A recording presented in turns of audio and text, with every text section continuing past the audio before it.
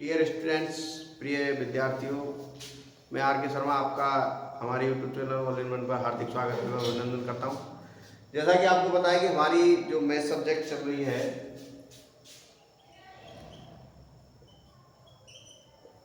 और इसका जो चैप्टर नंबर 1 हमने चल रहा है, कंटिन्यू करेंगे उसको आज हम। तो चैप्टर नंबर 1 में वास्तविक संख्याओं के बारे में हमने बेसिक्स से लेके और आगे तक काफ़ी सारी बातें करी। कल हमने कुछ क्वेश्चंस किए, उसके बाद में मैंने बोला कि एक्सरसाइज 1.2 कराऊंगा, 1.2 करवाऊंगा। तो 1.2 जो एक्सरसाइज है उसमें जो क्वेश्चंस मैंने कल करवाए थे वही लगभग सारे वही क्वेश्चंस हैं। उसमें केवल क्या है कि जैसे मैंने अंडर रूट 2 का एक अपर की संख्या इसको सिद्ध करवाना था, अंडर रूट 3 एक अपर की संख्या इसको सिद्ध करना, अंडर रूट 5 एक अपर की संख्या इसको सिद्ध करना। जैसे मैंने इसको करवाया, इधर अंडर रूट 3 को करवाया, अंडर रूट 2 को करवाया, ऐसे अंडर रूट 5 को करना। तो इस प्रकार से जो सारे सवाल 1.2 के थे लगभग मैंने वो कवर कर रखे हैं बेसिक्स में, और इसलिए अब आगे हम नेक्स्ट चैप्टर अपना स्टार्ट करेंगे जिसका नाम है बहुपद, जिसको कहेंगे हम बहुपद। जैसा कि आप अपनी बुक अपने पास रखें।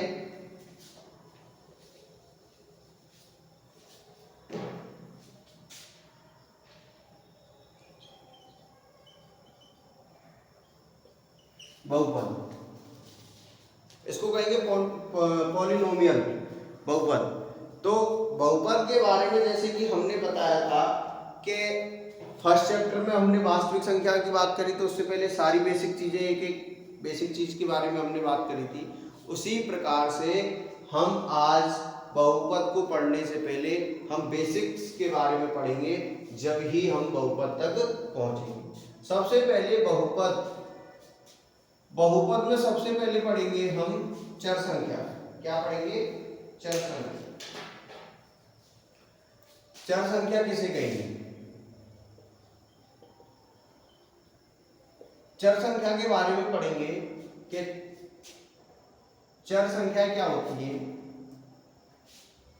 कि वे राशियां जिनका मान ज्ञात नहीं होता है, जिनका मान ज्ञात नहीं होता है, जिनका मान क्या नहीं होता है? ज्ञात नहीं होता है, वे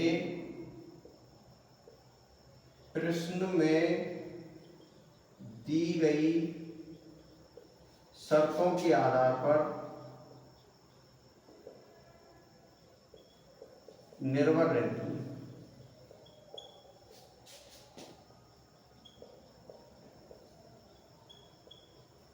उन्हें चर राशि या चर संख्या कहते हैं।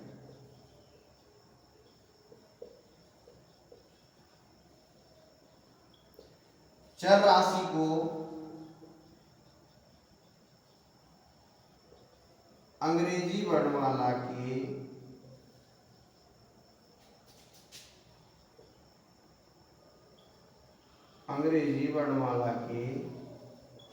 छोटे अक्षरों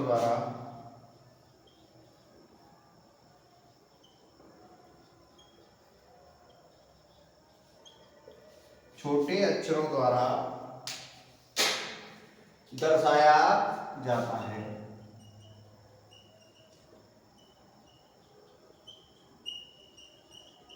जैसे कि आपने कई जगह देखा होगा इस प्रकार से x, y, z, इस प्रकार से कई जगह आपने देखा होगा। जरूरी नहीं कि x, y, z ले, a, b, c भी हम ले सकते हैं। तो ये होती है, इनका मान क्या नहीं होता? हमको ज्ञात नहीं होता।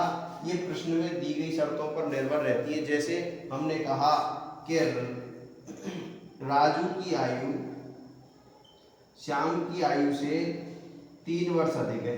तो राजू की आयु ले ली हमने x, श्याम की ले ली y। तो राजू की आयु श्याम की आयु से 3 वर्ष अधिक है, तो अगर बराबर करनी है तो इसका मतलब श्याम की आयु में क्या जोड़ना पड़ेगा हमको, 3 जोड़ना पड़ेगा। इससे हमारा क्या निकल के आ जाएगा, x और y के मान निकल के आते हैं।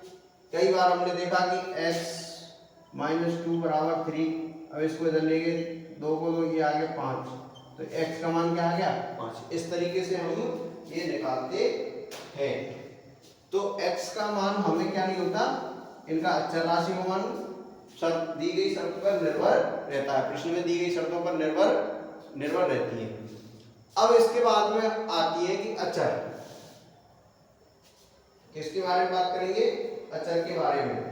अचर क्या होते हैं कि अचर वे राशियां जिनका मान ज्ञात होता है, क्या होता है, ज्ञात होता है, वे प्रश्न में दी गई शर्तों पर निर्भर नहीं रहती है, निर्भर नहीं रहती है, उन्हें अचर राशि कहते हैं।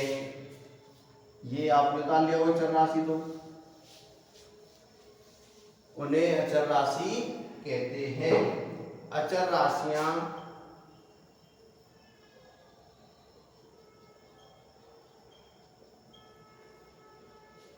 सामान्यतः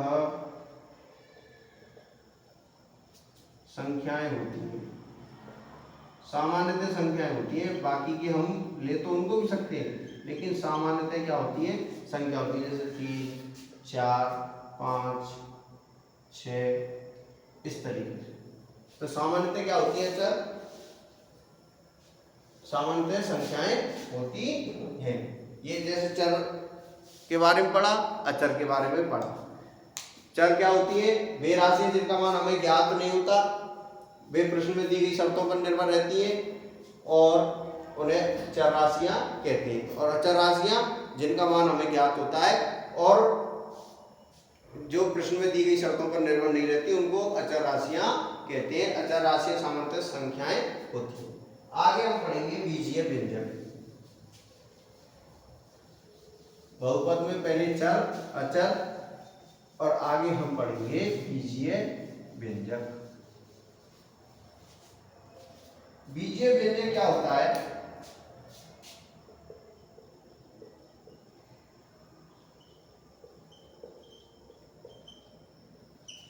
कि बात करें बीजीय व्यंजक की, तो चर और अचर मिलकर क्या बना देते हैं, बीजीय व्यंजक बनाते हैं। जैसे मैंने लिखा 7x² x² - 2, मैंने लिख दिया 3x³ - 2x² + 1। इस तरीके से मैंने लिख दिया x³ - 2, मैंने लिख दिया x6 - 5x5 + 1। इस तरीके की जो होंगी चर और अचर राशियां मिलकर क्या बना देगी, एक बीजीय व्यंजक बना देती है। जैसे कि आपकी नोटबुक में आप देखना, नोटबुक में आपके में दे रखा है बीजीय व्यंजक।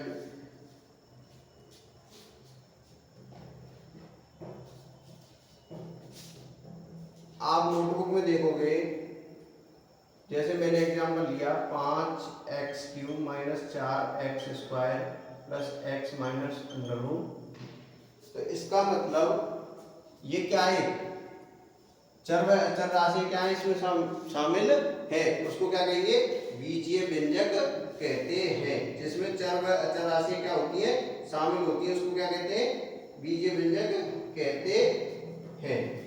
तो लिख देंगे वे राशियां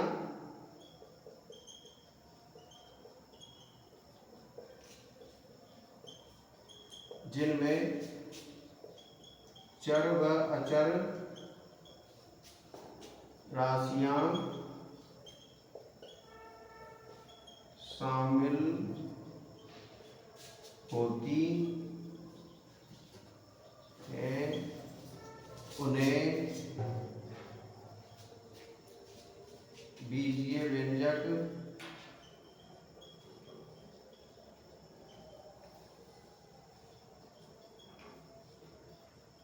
कहते हैं।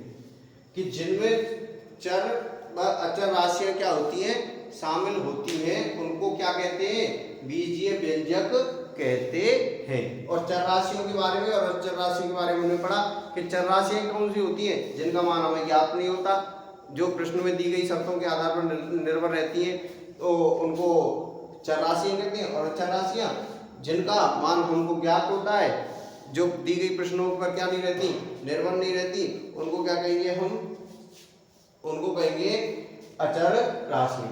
फिर उसके बाद में हमने पढ़ा बीजीय व्यंजक। बीजीय व्यंजक एक पद का भी हो सकता है, दो पद का भी हो सकता है, तीन पद का भी हो सकता है और अधिक पदों का भी हो सकता है, एक अधिक से पदों का भी हो सकता है। बीजीय व्यंजक ऐसा कुछ नहीं है कि सर एक पद का हो, दो पद का हो, लेकिन उसमें चर और अचर राशि शामिल होती है, उसको क्या कहते हैं, हम बीजीय व्यंजक कहते हैं। इसके बाद में हम अब बात करेंगे बहुपद। क्या बात करेंगे, बहुपद। ये बहुपद क्या होगा, यहां से एग्जाम्पल लिखे रहने दो। ये आपने उतार लिया होगा, वे राशि जिनमें चर व अचर राशि शामिल होती है उन्हें बीजीय व्यंजक कहते हैं। यहां से हम बहुपद की बात करें कि बहुपद क्या होता है,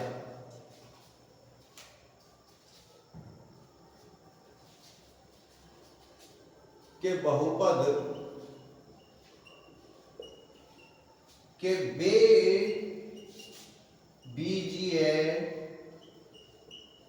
व्यंजक, वे बीजीय व्यंजक जिनमें चर की घात, चर की घात एक धनात्मक वे बीजीय व्यंजक जिनमें चर की घात एक धनात्मक पूर्णांक हो, वे बीजीय व्यंजक जिनमें चर की घात एक धनात्मक पूर्णांक हो, उन्हें बहुपद कहते हैं। उसे क्या कहेंगे, उसे बहुपद कहते हैं। बहुपद और बीजीय व्यंजक में क्या अंतर है, केवल इतना अंतर है कि उसमें शर्तों के आधार पर हमने क्या कर दिया, बहुपद को अलग कर दिया, बीजीय व्यंजक से शर्तों के आधार पर क्या कर दिया, अलग कर दिया। तो कैसे, क्या शर्त लगा दी हमने कि वे बीजीय व्यंजक जिनमें चर की घात एक धनात्मक पूर्णांक हो उसे बहुपद कहते हैं। कि क्या कह दिया हमने कि वे बीजीय व्यंजक जिनमें, वे बीजीय व्यंजक जिनमें प्रत्येक चर की घात क्या हो, एक धनात्मक पूर्णांक हो, उसे क्या कहेंगे, हम बहुपद कहते हैं। अब इसमें से मुझे इन एग्जांपल्स हमने बीजीय व्यंजक के लिए थे, इसमें से हम चेक करके देखते हैं कि क्या इसमें से कौन सा हमारा बहुपद है और कौन सा नहीं है। तो धनात्मक पूर्णांक क्या होना चाहिए, धनात्मक पूर्णांक होना चाहिए। तो ये बताओ क्या ये धनात्मक पूर्णांक है, प्रत्येक चर की घात, प्रत्येक चर की घात, चर क्या है x, x की घात क्या है 2 और 2 एक क्या है पूर्णांक, तो क्या ये पूर्णांक है, तो इसका मतलब ये बहुपद है कि नहीं है। इसमें चर की घात क्या है 2, 2 क्या है, चर की घात 2 धनात्मक पूर्णांक है कि नहीं है, धनात्मक पूर्णांक है, इसका मतलब ये भी क्या है, एक बहुपद। इसमें धनात्मक पूर्णांक है कि नहीं है, ये भी है, इसमें है कि नहीं है। तो बताओ ये बहुपद है, ये बहुपद, ये बहुपद, इसमें लेकिन धनात्मक पूर्णांक नहीं है, इसीलिए मैंने ये बीजीय व्यंजक में क्या लिया था, एग्जाम्पल लिया था कि बीजीय व्यंजक क्या होता है, जिसमें चर व अचर राशियां शामिल होती है उसको बीजीय व्यंजक कहते हैं। लेकिन बीजीय व्यंजक और बहुपद में ये अंतर है, केवल बीजीय व्यंजक जिनमें प्रत्येक चर की घात, इसमें लिख लेना प्रत्येक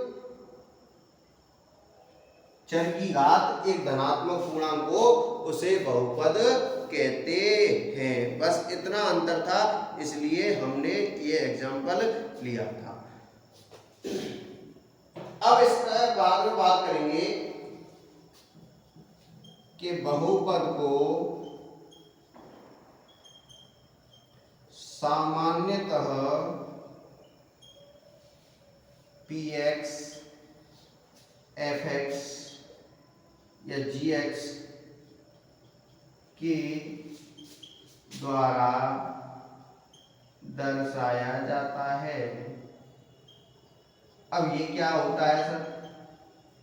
कुछ नहीं, जैसे मैंने एक ले लिया एक्स स्क्वायर प्लस 2, दूसरा बहुपद ले लिया मैंने x square plus x plus 1, इसको लिख दिया पी एक्स, इसको लिख दिया जी एक्स, और एक ले लिया मैंने x cube plus 4x square plus x x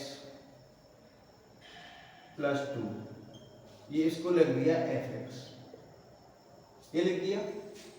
अब इसका मतलब ये भी एक बहुपद है जिसको दर्शा दिया हमने px, ये एक बहुपद है इसको दर्शा दिया gx, और ये भी एक बहुपद है जिसको दर्शा दिया fx। जैसे कि हम ले लेते हैं बेटा कि हमने माना ये एक रामलाल है, ये बाबूलाल है, और ये क्या है? श्यामलाल है। तो इसका नाम तो बाबूलाल, श्यामलाल, रामलाल, जैसे हम एक मानव जाति में हमको भी दर्शाया गया है हमारे नामों के द्वारा, ऐसे बहुपद में इसको केवल क्या कर दिया गया? इनके नाम रख दिए गए। केवल बहुपद में इसको px कर दिया, इसको gx कर दिया, इसको fx कर दिया। केवल क्या कर दिया? इसमें बहुपद में इनको दर्शा दिया गया है। बात आगे समझ में कि बीजीय व्यंजक जिनमें प्रत्येक चर की घात एक धनात्मक पूर्णांक हो उसे बहुपद कहते हैं, और बहुपद को सामान्यतः fx, px और gx के द्वारा दर्शाया जाता है। अब मुझे बताना निम्नलिखित बीजीय व्यंजकों में बताना है आपको, मैं कुछ एग्जांपल दूंगा आपके लिए। आपको उसमें क्या करना है कि आपको उन बीजीय व्यंजकों में बताना है क्या वो बहुपद है या नहीं है, ये आपको बताना है। क्या वे बहुपद है या नहीं है, ये आपको बताना है। देखिए मैं एग्जांपल लिखा हूं।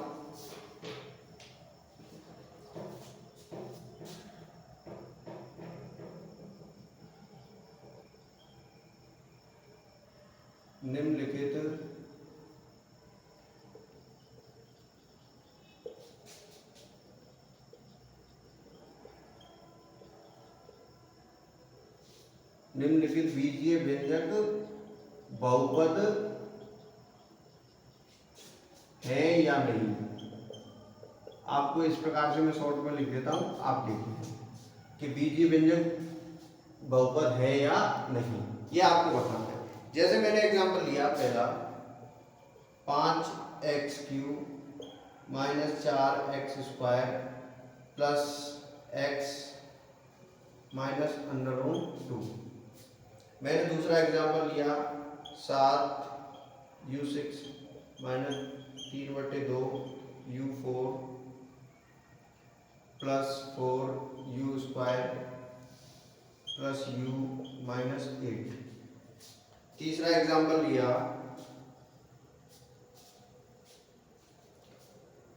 2 माइनस एक्स क्यूब। चौथा लिया 3 minus x square plus x cube.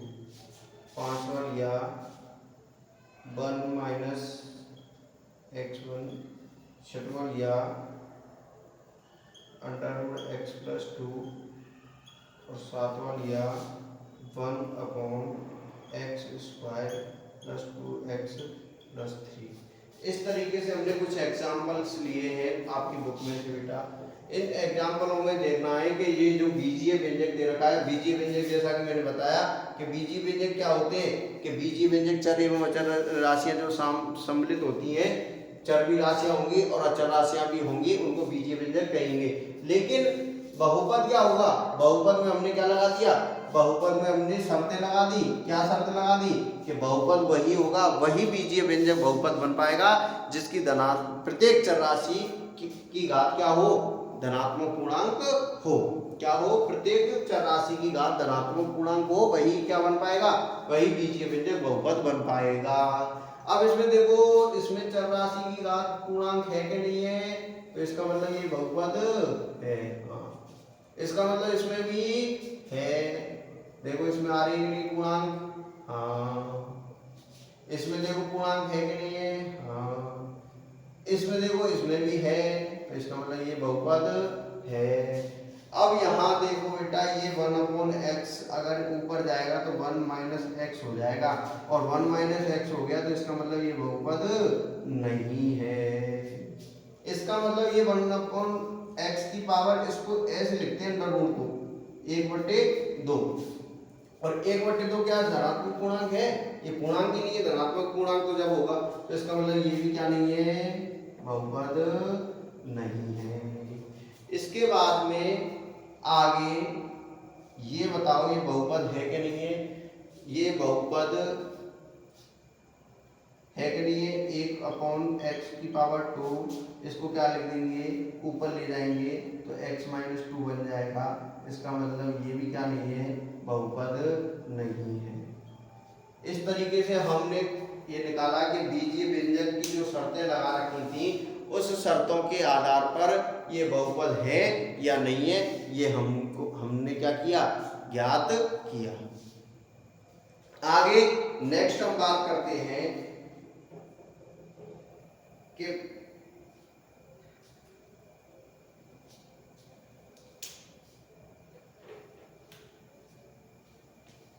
यहां तक सबकी बात समझ में आ गई।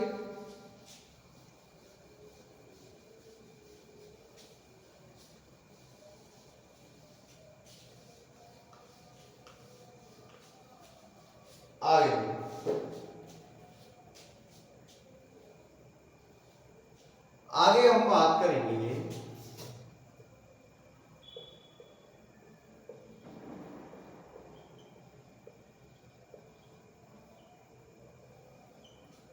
बहुपद के शून्य के बारे में।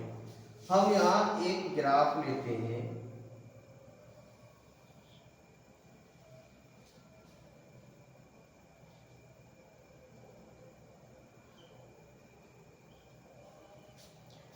तो इसमें जो ग्राफ लिया हमने, तो जैसा कि आपको पता है ये है एक्स अक्ष, ये है वाई अक्ष, ये एक्स अक्ष और ये है वाई अक्ष। ये ऋणात्मक होती है, इधर धनात्मक, ऊपर वाई अक्ष पर धनात्मक, नीचे ऋणात्मक। लेकिन इससे पहले अभी एक बहुपद में बहुपद के प्रकार के बारे में और बात करेंगे कि बहुपद के प्रकार दो टाइप से होते हैं बहुपद के प्रकार, वो हम बात करेंगे। अभी इसको कर लेते हैं एक बार कि बहुपद के जो प्रकार होंगे घातों के आधार पर और एक पदों के आधार पर। तो घातों के आधार पर जो ग्राफ, जो बहुपद कोई सा भी होगा तो उसका क्या बनेगा, ग्राफ बनेगा। क्या बनेगा, ग्राफ। जैसे एक घात का बहुपद होगा तो उसका क्या बनेगा, एक सरल रेखा का ग्राफ बनेगा। दो घात का बहुपद होगा तो उसका पैराबोलिक बनेगा, और 3 घात का होगा तो उसका कर्व बनेगा। तो इसका मतलब बहुपद का जो शून्य है, शून्य का मतलब ये नहीं है शून्य है, बहुपद के शून्य का मतलब होता है कि बहुपद के शून्य का मतलब होता है कि जो ग्राफ जो हमारा बनेगा वो ग्राफ एक्स अक्ष पर जहां काटेगा एक्स अक्ष को, जिस मान पर एक्स अक्ष के जिस मान पर काटेगा, एक्स अक्ष का जो मान हम बहुपद में रख दें और वो क्या बन जाए, शून्य बन जाए, वही हमारा क्या होगा, वही हमारा क्या होगा, वही हमारा बहुपद का शून्यक होगा। जैसे हमने एक ग्राफ लिया, यहां लिया 0, -1, ये ले लिया -2, ये -3, ये 1, 2, ये ले लिया 3। तो यहां देखो ये जो हमारा ग्राफ है ये यहाँ पर एक्स अक्ष को -2,0 पर काट रहा है, यहाँ 0,0 पर काट रहा है, और यहाँ 3,0 पर काट रहा है। तो एक्स अक्ष पर जिस बिंदु पर काटेगा वही हमारा क्या कहलाएगा, बहुपद का शून्यक कहलाता है। जैसे हमने रखा, मैंने ले लिया -x-2। अब इसमें हम रखते हैं कि f, माना x बराबर क्या रख लेते हैं, माना x बराबर 1 रख लेते हैं, तो f(x) तो f1 बराबर 1 -2, तो क्या हो गया -1। तो ये शून्य हो गया क्या, नहीं हुआ, तो इसका मतलब एक क्या है, नहीं है, बहुपद का शून्यक नहीं है। तो आगे क्या मान लीजिए, माना x बराबर 2 मानेंगे, x बराबर क्या मानेंगे, 2 मानेंगे। तो x बराबर 2 माना तो f2 बराबर x -2 है, तो 2 की जगह क्या रख दिया, 2 -2, तो ये क्या हो गया 0, और बहुपद का मान क्या आ गया 0, और यही क्या है, बहुपद का शून्यक है। यही है कि जो x का मान जो आएगा वही क्या होगा, वही बहुपद को शून्य बना दे, वही शून्यक होगा। इसका मतलब ये नहीं शून्यक होगा वही शून्य होगा, x का जो मान होगा वही हमारा क्या होगा, शून्य होगा। इसको हम किसमें लिखते हैं, हम थ्योरेटिकल में लिख लेते हैं। ये आपको समझ में आ गया होगा कि x का जो मान होगा, x अक्ष पर जो ग्राफ काटेगा वो मान अगर बहुपद को क्या कर देता है, शून्य कर देता है, तो वही क्या हो जाएगा, हमारा बहुपद का शून्यक हो जाएगा।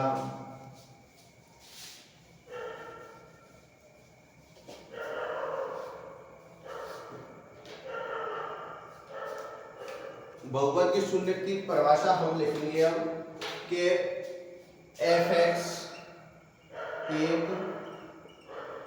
बहुपद है, कि f(x) क्या एक बहुपद है, और x का वह मान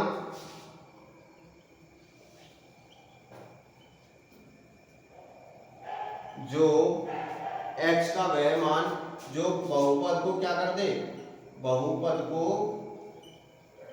शून्य कर दे, वह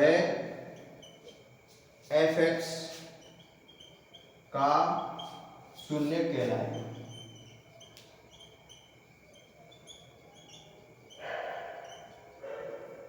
ये हमने क्या पढ़ी, परिभाषा पढ़ी कि शून्य क्या होगा, कि f(x) एक बहुपद है और x का वह मान जो बहुपद को शून्य कर दे वह f(x) का क्या कहलाएगा, शून्यक कहलाएगा। बस ये इसमें ये कहानी जो हमने अभी अभी देखी, केवल बहुपद के शून्य के बारे में ये बताना था। आगे हम पढ़ेंगे बहुपद के प्रकार के बारे में पढ़ लेते हैं, बाकी के और सारी चीजें हो गई हमारी बेसिक्स। बहुपद के प्रकार,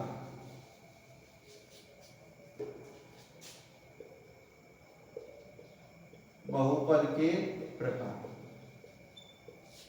बहुपद के दो तरीके से होंगे। कौन कौन से, घातों के आधार पर,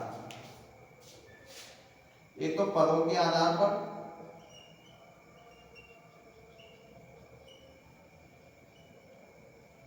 और एक घातों के आधार पर।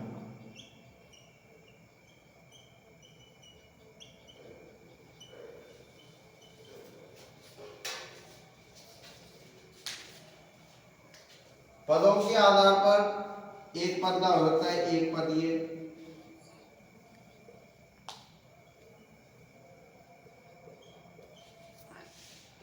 द्विपदीय,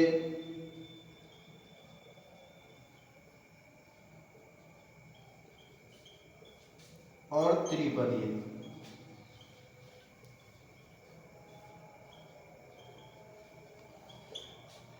के एक पदीय बहुपद, द्विपदीय और त्रिपदीय।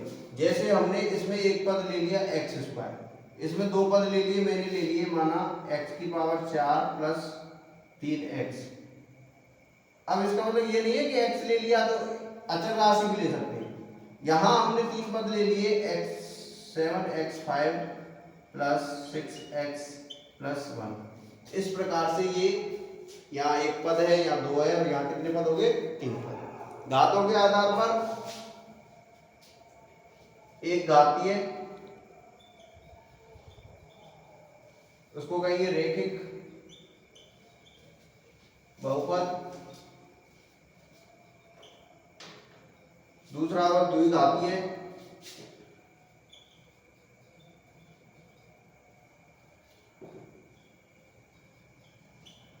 तीसरा होगा त्रिघातीय बहुपद।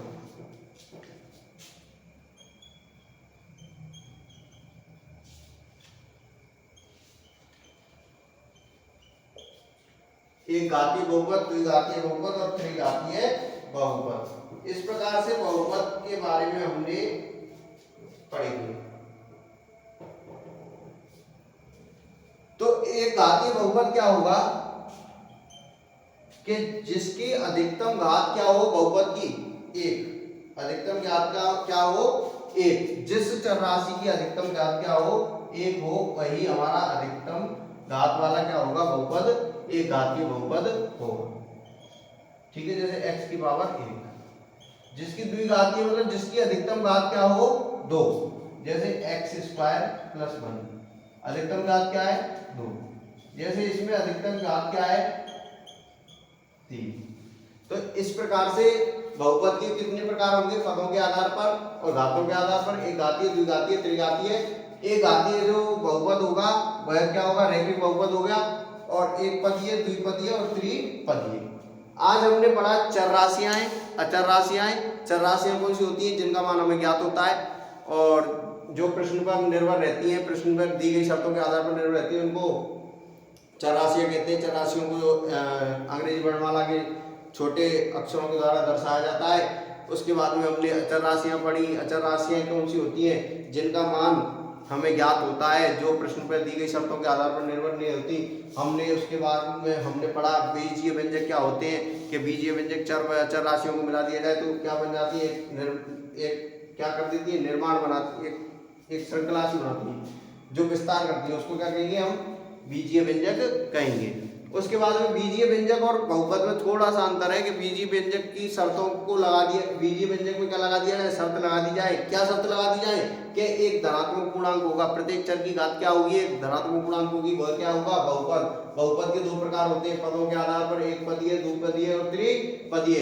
तो घातों के आधार पर एक घातीय जो बहुपद होगा वह रैखिक बहुपद होगा, द्विघातीय बहुपद और त्रिघातीय बहुपद। उसके बाद में हमने पढ़ा था बहुपद का शून्यक, और बहुपद का शून्य क्या होगा, कि बहुपद का शून्यक वह होगा कि x अक्ष जो ग्राफ बनता है, ग्राफ जो एक घात का बनेगा और सीधा बनेगा सरल रेखीय, द्विघात का पैराबोलिक और इसका कर्व, इसका क्या बनेगा कर्व त्रिघातीय का।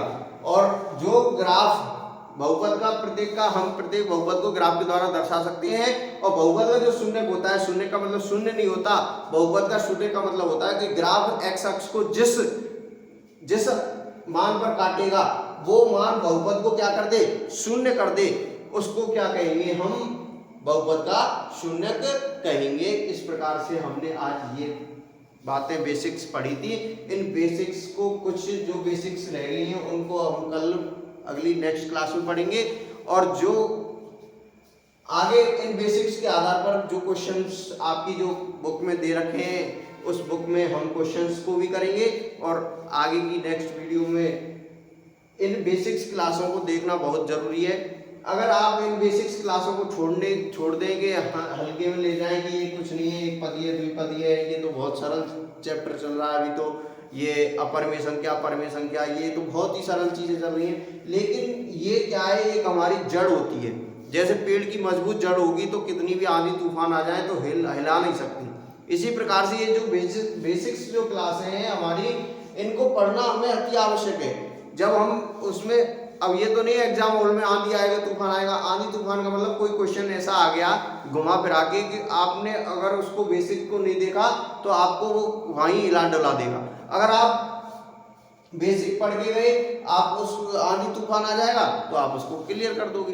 तो इस प्रकार से अब जैसे छोटी मोटी चीजें ये आगे तक बहुत काम में आएंगी, कंपटीशंस में भी काम आती है। डायरेक्ट क्वेश्चन आते हैं कि √2 एक संख्या है, डायरेक्ट क्वेश्चन आ जाता है कभी कभी कंपटीशन में, √2 एक संख्या है, लिख देंगे परमेय संख्या, अपरमेय संख्या,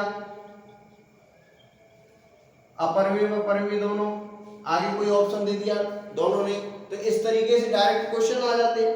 तो कंपटीशंस में भी डायरेक्ट इन बहुपद के प्रकार के आधार पर √2 ये संख्याओं के आधार पर सम संख्याएं निम्न में निम्नलिखित में से सम संख्या कौन सी है, सहभाज्य संख्याएं कौन सी है, और 4 ऑप्शन आपको दे देंगे कोई भी।